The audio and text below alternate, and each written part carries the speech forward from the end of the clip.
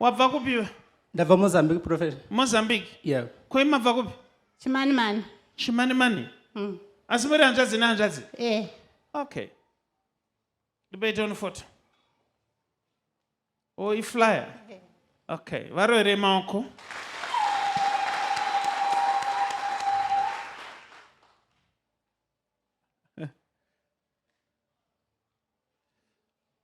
Okay. Ndoda kuti Mwari akuitirei zvakanaka. Amen. Nyaya hombe yandoda kuti nditaure nezvayo ndeyekuti sei ndiri kungonzwa vaitira kuti Tamandai. Wasi Tamandai? Ndokumba baba mwana uyu. Tamandai. Amen, Prophet. Tamandai iri Kuboda. Ingoda tudarika. Ndokwa Tamandai. Ini ndakanzwa history kwaTamandai kuchinzi kunoroyewa Sterling. Makambozvinzwa here? Ichokwadi here kuti vanhu vanongonyepa. Nai kunoroyewa here kuti kunyepa kwani? Hakuna kusina varoyi, Prophet. Hakuna kusina varoyi. Hakuna kusina varoyi. Now ndatarisa in the realm of the spirit. Ndiri kuoneswa inini mumuri menyu pane zvinhu zviri kukunetsai. Amen, Prophet. Imimi mai venyu vapenyu here? Vakashayika, Prophet. Mai venyu vakashayika. Amen, Prophet. But now ndiri kuoneswa uyu who is Devi. Who is Devi? Devi wakashayika futi. Wakashayika futi. Can I do some serious stuff for you?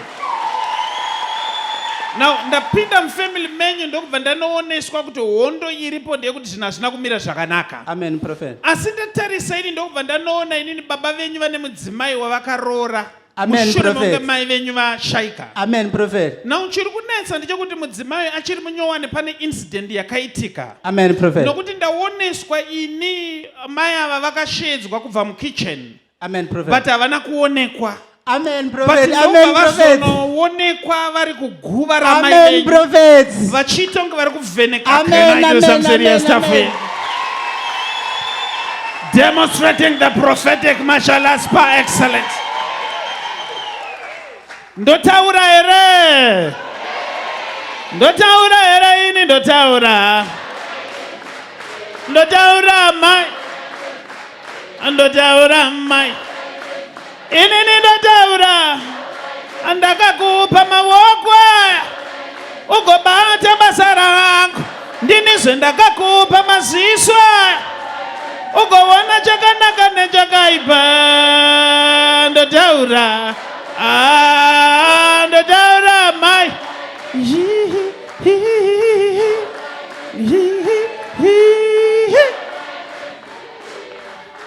Amuchiona manje.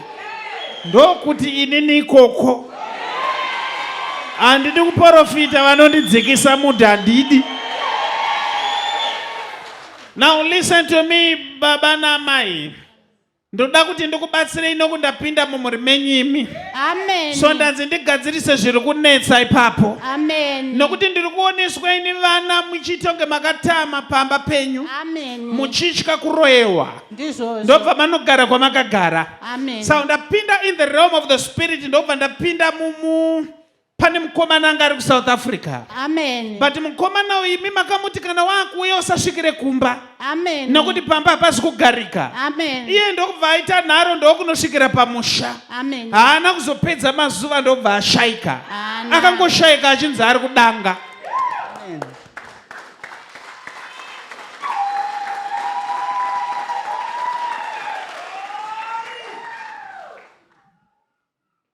Now somebody say 1, 2, 3, 4, 5, 6, 7, 8, 9, 10.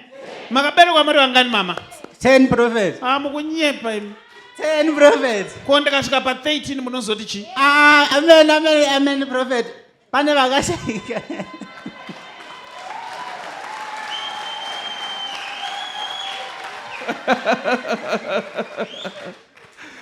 Now listen to me now.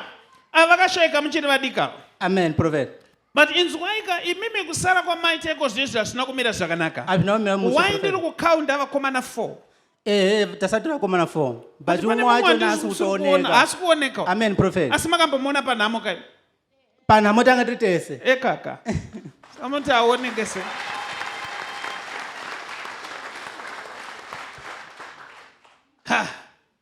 Now ndoda kuti ndikubatsirei so. zvinhu zvacho ndisingati kuti chi kana kuti chi, but pane zviri kunetsa kaini. Ndatosvika ku 39, I don't know why I'm ku 39. Mai venyu vakashaika vaine mombe ngani? Mombe dzanga dziri 3 prophet.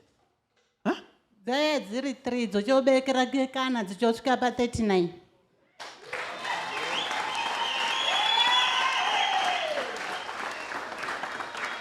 But iko zvino zvinhu zvacho zvaakudzika pasi.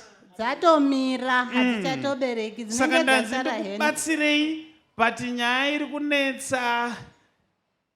Handisi kuti vakaipa, handaudaro. But ndanzi ndikugadzirisei. Nekuti pane munhu wopedza ndiri kurota, kune mumwe ari kuti anzi ndiri kurota. Pane hope dziri kungorotwa zvisina kunaka. Amen prophet, amen prophet. Ndimukoma South ari kurota hopezi. Ari kuti ndakarota akafa achiti akatsikirirwa nebuwe. Amen, amen. Chinonzi buwe chii? Idombo.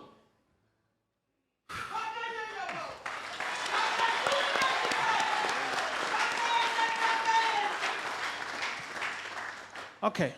Again, you're free now. In the name of Jesus. Bless you.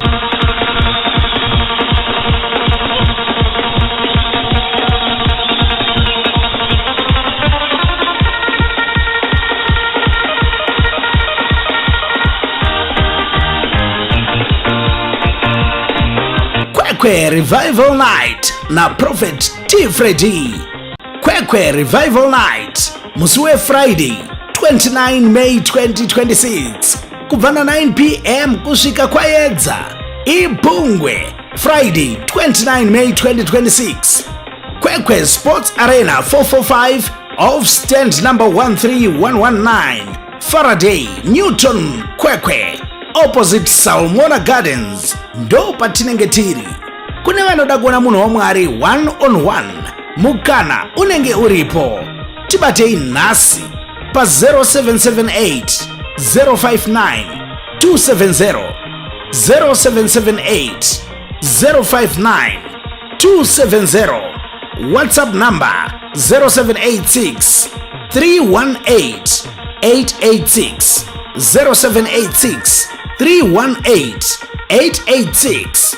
Goodness and Mercy Ministries, the home of prophecy, deliverance, word and prayer.